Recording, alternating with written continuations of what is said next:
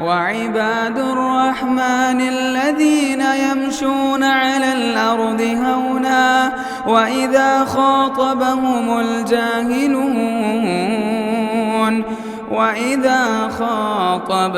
الجاهلون قالوا سلاما. السلام علیکم ورحمۃ اللہ وبرکاتہ.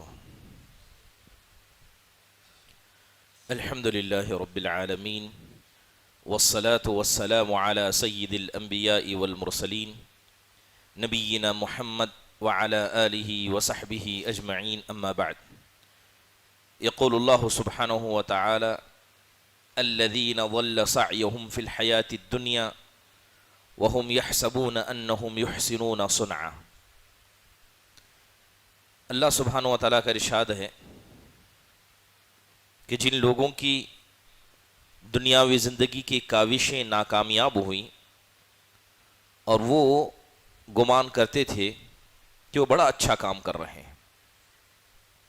محترم حاضرین، آیت کریمہ میں اللہ سبحانہ وتعالی نے ایسے لوگوں کا ذکر کیا جو دنیا میں عمل تو کرتے تھے مگر وہ عمل کبھی اللہ تک پہنچا ہی نہیں، وہ عمل کبھی اللہ کی دربار میں قابل قبول ہوا ہی نہیں، لیکن ان کا گمان تھا کہ وہ عمل اچھا ہے، بہتر ہے اور اللہ کے یہاں انہیں کامیاب کرے گا. کیونکہ انسان عمل کرے اس سے زیادہ ضروری ہے کہ وہ عمل کتاب اللہ اور سنت رسول کے مطابق کرے اور اس کے ساتھ ان اعمال سے بھی بچے جو گناہ اس کے کیے گئے اعمال کو برباد کر سکتے ہیں. اس لیے حدیث رسول صلی اللہ علیہ وسلم کے اندر آپ نے فرمایا الیہ یصعد الکلم الطیب والعمل الصالح یرفعہ، کہ اللہ کے پاس صرف پاک کلمہ، پاک عمل ہی پہنچتا ہے اور فرشتے بھی انہی اعمال کو اللہ کے پاس لے جاتے ہیں جو بالکل خالص ہو. دوسری حدیث میں آپ نے کہا ان اللہ طیب لا يقبل الا طیبا، کہ بے شک تمہارا رب پاک ہے اور پاک عمل ہی کو پسند کرتا ہے. محترم حاضرین، نیکی کرنے کے بعد کچھ گناہ ایسے ہیں جو انسان کی نیکی کو گناہ میں بدل دیتے ہیں اور انسان کو اس عمل پر ثواب کے بجائے گناہ دیا جاتا ہے. ان اعمال میں سے ایک برا عمل اور اخلاق کا بدترین حصہ خود پسندی ہے. خود پسندی کہتے کسے ہیں؟ امام جرجانی رحمہ اللہ نے خود پسندی کی تعریف کرتے ہوئے کہا کہ انسان اپنے آپ کو کسی رتبے کا حقدار سمجھے جبکہ اس کا حقدار نہیں ہے، یا بعض الفاظ میں، دوسرے الفاظ میں کہا جائے کہ انسان اپنی محنت کو یاد رکھے اور اللہ کے فضل کو بھول جائے کہ یہ میں نے کیا، یہ ہم نے کیا، یہ ہماری وجہ سے ہوا، جبکہ حقیقت میں جو ہوتا ہے سب اللہ کی نعمت، اس کے فضل اور اس کے شکر و احسان سے ہوتا ہے. محترم حاضرین، یہ خود پسندی اللہ تعالیٰ کو اتنی ناپسند ہے کہ جن لوگوں نے اپنی محنتوں کو آگے رکھ کر اللہ کے فضل کو بھلا دیا، اللہ تعالیٰ نے ایسے تمام لوگوں کو دنیا میں ہی ادب سکھایا، چاہے وہ صحابہ اکرام رضوان اللہ علیہم اجمعین کی جماعت ہی کیوں نہ ہو. اللہ تعالیٰ کہتا ہے لقد نصرکم اللہ فی مواطن کثیرۃ ویوم حنین، تحقیق کہ اللہ تعالیٰ نے بے شمار جگہوں پر تمہاری مدد کی ہے اور حنین کے دن بھی، جس دن تمہاری کثرت نے تم کو خود پسندی میں مبتلا کر دیا اور تم بھول گئے کہ جو لڑائیاں تم نے جیتی ہیں اپنی طاقت کے بلبوتے پر نہیں بلکہ اللہ کے فضل سے جیتی ہیں، تو لہذا یہ تمہاری کثرت یہ تمہیں کیا ہے بچا نہیں سکی. محترم حاضرین، قرآن میں سورہ کہف میں اللہ تعالیٰ نے اس باغ والے کا قصہ ذکر کیا جسے اللہ نے 2 باغوں سے نوازا تھا، جس کے بیچ سے نہریں بہتی تھی. جب اسے کہا گیا کہ اللہ کا شکر ادا کرو تو وہ کہتا کہ یہ نعمتیں میری محنت کی وجہ سے مجھے ملی ہیں. تو اللہ تعالیٰ نے اس کے باغوں کو کھنڈر بنا کر اسے یہ پیغام دیا کہ تمہاری محنتیں اللہ کے فضل کے سامنے کوئی معنی نہیں رکھتی ہیں. محترم حاضرین، دیکھیں حدیث رسول کے اندر آتا ہے، آپ علیہ السلام کہتے ہیں لو لم تذنبوا لخشیت علیکم ما هو اکبر منہ العجب، آپ کہتے ہیں کہ اللہ کا شکر ہے کہ تم گناہ کرتے ہو، اگر تم گناہ نہ کرتے تو گناہ نہ کرنے کی وجہ سے گناہوں میں ایک بڑے گناہ میں تم مبتلا ہو جاتے، اور وہ خود پسندی ہے۔ یعنی انسان گناہ کرتا ہے، غلطی کرتا ہے تو اسے یہ احساس ہے کہ وہ غلطی کرتا ہے۔ اگر غلطی کرنے کا مادہ انسان سے ہٹا دیا جائے تو انسان غلطی نہ کرنے کی وجہ سے جو تکبر کرے گا، جو غرور کرے گا، وہ عام غلطی سے بڑھ کر بڑے گناہ میں مبتلا ہو جائے گا، اور اسی کو خود پسندی کہا گیا۔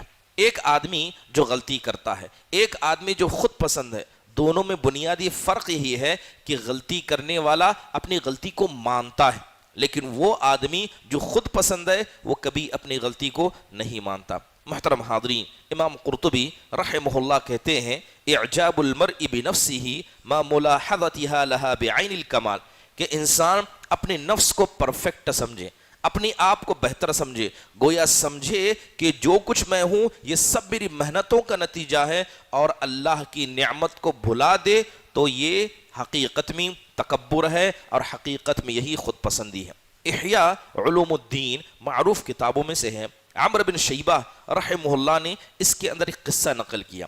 کہتے ہیں کہ میں کعبۃ اللہ کی زیارت کے لیے تھا، لہذا صفا اور مروہ کے درمیان سعی کر رہے تھے، تو سارے لوگوں کو دیکھا کہ لوگ پیدل سعی کر رہے ہیں، لیکن اسی درمیان میں نے ایک آدمی کو دیکھا جس نے بڑا خوبصورت خچر اس کے پاس موجود تھا، اس کے ارد گرد حفاظت کرنے والے لوگ تھے، اور وہ خچر پر بیٹھ کر صفا اور مروہ کے درمیان سعی کر رہا تھا، بلکہ اس کے نگہبان لوگوں کو راستے سے ہٹا رہے تھے۔ تو اس کے بعد کہتے ہیں کہ ایک لمبا زمانہ گزرا، لمبا زمانہ گزرنے کے بعد میں بغداد میں داخل ہوا۔ جب بغداد میں داخل ہوا تو بغداد کے داخل ہوتے ہی میں نے بہت سارے فقیروں کو دیکھا، اس میں ایک ایسے فقیر کو دیکھا جو کرسی پر بیٹھ کر بھیک مانگ رہا تھا۔ تو مجھے اس کی شکل دیکھنے کے بعد یاد آیا کہ میں نے اس شخص کو کہیں دیکھا ہے، تو تعجب ہوا، جا کر اس سے بات کی، اسے کیا ہے کچھ صدقہ دیا، تو اسے پوچھا مجھے لگتا ہے کہ میں نے تمہیں کہیں دیکھا ہے، پھر یاد کیا شاید تم وہی شخص ہو جو کیا ہے صفا مروہ کے درمیان خچر پر بیٹھ کر سعی کر رہے تھے۔ تو وہ آدمی کہنے لگا کہ ہاں، جس آدمی کا ذکر کیا میں ہی ہوں، جہاں پر حقیقت میں مجھے اپنے سر کو جھکا کر اللہ کے لیے عاجزی کرنی چاہیے تھی، وہاں میں نے اپنے آپ کو بڑا بنانا چاہا، میں نے اپنے آپ کو لوگوں سے بہتر سمجھا، اور اپنے گھر میں جہاں انسان عزت سے رہتا ہے اللہ نے وہی مجھے ذلیل کر کے رکھ دیا۔ یقیناً یہ اللہ تبارک و تعالیٰ کا فضل ہے کہ اگر آپ نے دنیا میں کوئی بھی اچھا کام کیا ہے تو یہ اللہ کا آپ پر احسان ہے۔ انسان کو کبھی اپنے مال پر، کبھی اپنے عہدے پر، یا اللہ کی دی گئی نعمتوں پر، یا خصوصی طور پر اپنی کی گئی عبادتوں پر انسان کو فخر نہیں کرنا چاہیے۔ امام مطرف بن شخیر رحمہ اللہ کہتے ہیں لَأَنْ أَبِيتَ نَائِمًا وَأَصْبَحُ نَادِمًا أَحَبُّ إِلَيَّ مِنْ أَنْ أَبِيتَ قَائِمًا وَأَصْبَحَ مُعْجِبًا۔ کہتے ہیں کہ میں رات میں سو جاؤں اور تہجد کی نماز کو نہ پڑھوں اور صبح اٹھ کر افسوس کروں، یہ زیادہ بہتر ہے کہ رات میں کھڑے ہو کر نماز پڑھوں اور اپنے آپ کو بہتر اور لوگوں کو میں حقیر سمجھوں، یہ اس سے بہتر ہے۔ محترم حاضرین، علامہ ابن تیمیہ رحمہ اللہ سے خود پسندی کے بارے میں پوچھا گیا، وہ کہتے ہیں کہ خود پسندی یہ ریاکاری سے زیادہ بڑا شرک اصغر ہے۔ ریاکاری میں انسان اپنے مقابلے میں، یعنی اللہ تعالیٰ کے مقابلے میں کسی مخلوق کو کھڑا کرتا ہے۔ عبادت اللہ کے لیے ہونی چاہیے، لیکن کسی مخلوق کو دکھانے کے لیے انسان ریاکاری کرتا ہے، لیکن خود پسندی میں انسان اللہ کے مقابلے میں اپنی ذات کو کھڑا کر دیتا ہے، اور یقیناً یہ چیز اللہ سبحانہ و تعالیٰ کو بڑی ہی ناپسند ہے۔ یہی وجہ ہے کہ آپ دیکھیں ابلیس تکبر اور خود پسندی ان دونوں گناہ میں مبتلا ہوا تھا۔ اللہ تعالیٰ نے قرآن میں کہا ہے وَلَوْلَا فَضْلُ اللَّهِ عَلَيْكُمْ وَرَحْمَتُهُ مَا زَكَى مِنْكُمْ مِنْ أَحْدٍ أَبَدًا وَلَكِنَّ اللَّهَ يُزَكِّي مَن يَشَاءُ۔ یقیناً اللہ کہتا ہے کہ اگر تم پر اللہ کا فضل نہ ہوتا، اس کی رحمت تم پر نہ ہوتی، تو تم میں کا کوئی آدمی مسلمان بھی نہ ہوتا، تم میں کا کوئی آدمی صحیح دین پر اور پاک بھی نہ ہوتا، لیکن اللہ تعالیٰ جسے چاہے اسے پاک کرتا ہے۔ اگر کوئی آدمی خود پسندی میں مبتلا ہوتا ہے تو کہیں نہ کہیں یہ اللہ سبحانہ و تعالیٰ کے ساتھ بے ادبی ہے۔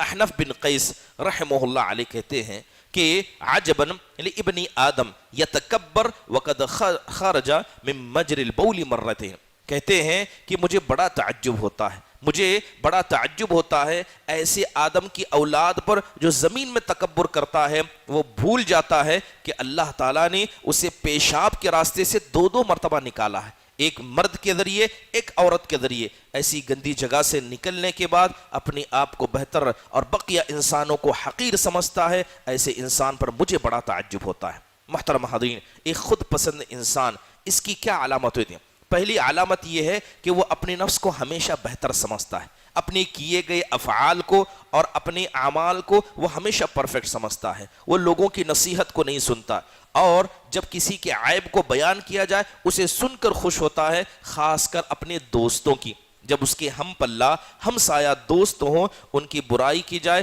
تو انسان خوش ہو جائے۔ اس کے علاوہ نعمتوں پر فخر کرنا، چاہے وہ علم ہو، چاہے وہ مال ہو، چاہے وہ کرسی اور عہدہ ہو، اس پر فخر کرنا۔ اس کے علاوہ خود پسند آدمی علمی مجلسوں میں نہیں بیٹھتا، وہ سمجھتا ہے کہ مجھے علم کی ضرورت نہیں ہے، مجھے اور سننے کی ضرورت نہیں ہے، جبکہ عمل میں کوتا ہے، علم سے کورا ہے، آخرت سے غافل ہے، اس کے بعد بھی علمی مجلسوں سے بھاگنا یہ خود پسند آدمی کی علامت ہے۔ اس کے علاوہ لوگوں کو حقیر سمجھنا، لوگوں سے مشورہ نہ لینا اور جان بوجھ کر لوگوں کی مخالفت کرنا۔ آپ دیکھیں گے کہ لوگوں میں کچھ ایسے لوگ ہوتے ہیں جن کا معاشرے میں کوئی مقام نہیں ہوتا ہے، لیکن جب ان سے مشورہ لیا جاتا ہے تو جان بوجھ کر اپنی شخصیت کو ثابت کرنے کے لیے لوگوں کے معارضے میں کھڑے ہو جاتے ہیں، صحیح بات کے خلاف کھڑے ہو جاتے ہیں، بس یہ کیا ہے، لوگوں میں ان کا سٹینڈ اور مقام سمجھا جائے۔ ایسے لوگ بھی یقیناً خود پسند ہیں۔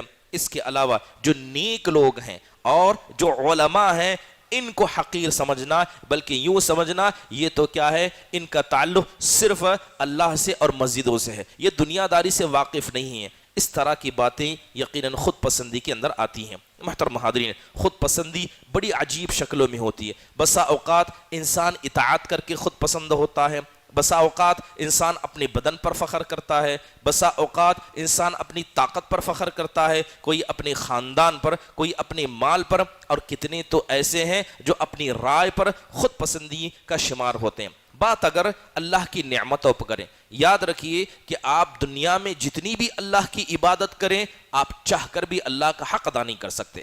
تو دنیا کا ہر انسان اللہ کے شکر کے مسئلے میں یا اللہ کے مسئلے میں کامیاب نہیں ہے، بلکہ کہیں نہ کہیں کوتاہی ہے۔ یہی وجہ ہے کہ آپ فرشتوں کو دیکھیں کہ صبح ہو، شام ہو، دن ہو، رات ہو، ایک لمحہ بھی اللہ کی نافرمانی نہیں کرتے۔ اتنا سب کرنے کے بعد بھی قیامت کے دن جب اللہ قیامت کو برپا کرے گا تو اللہ کے سامنے کہیں گے ما عبدناک حق عبادتک، اے ہمارے پروردگار ہم نے تیری عبادت کا حق ادا نہیں کیا۔ یہ انسان عاجزی کی مثال ہے۔ حضرت ابراہیم خلیل جنہیں اللہ نے ابو الانبیاء کہا، توحید کا امام کہا، وہ اللہ سے دعا کرتے ہوئے کہتے ہیں والذی اطمع ان یغفر لی خطیئتی یوم الدین، مجھے تو بس اللہ سے اتنی لالچ ہے کہ اللہ مجھے قیامت کے دن معاف کر دے۔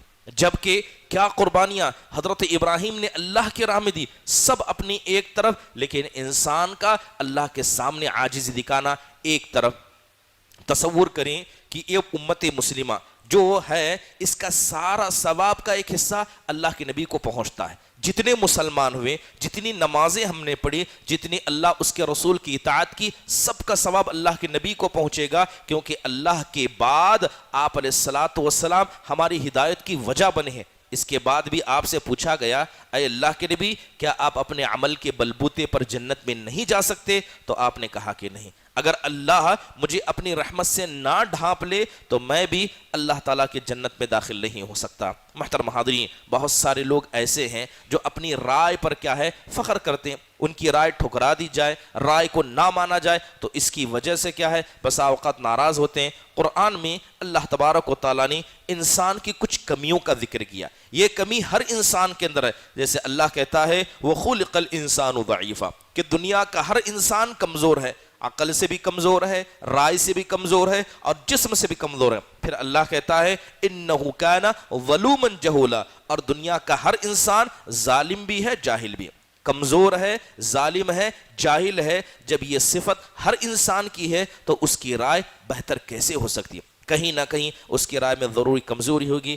اس لیے ضروری ہے کہ انسان کبھی بھی کسی مسئلے میں اللہ کی عبادت کر کے بندوں پر فخر نہ کرے اور خود پسندی میں مبتلا نہ ہو، بلکہ ہمیشہ اللہ کا شکر ادا کرے. اللہ نے توفیق دی، اللہ کا شکر ہے. جب انسان اس بات کو اپنے نفس میں دہرائے گا تو امید کی جا سکتی ہے کہ اللہ تعالیٰ اسے خود پسندی جیسے شرک اصغر سے یا یوں کہیں اس کبیرہ گناہ سے اور اخلاق کے برے حصے سے بچائے گا. اللہ تعالیٰ ہم سب کو اس کے فضل کو، اس کے شکر کو یاد رکھنے کی توفیق نصیب فرمائیں.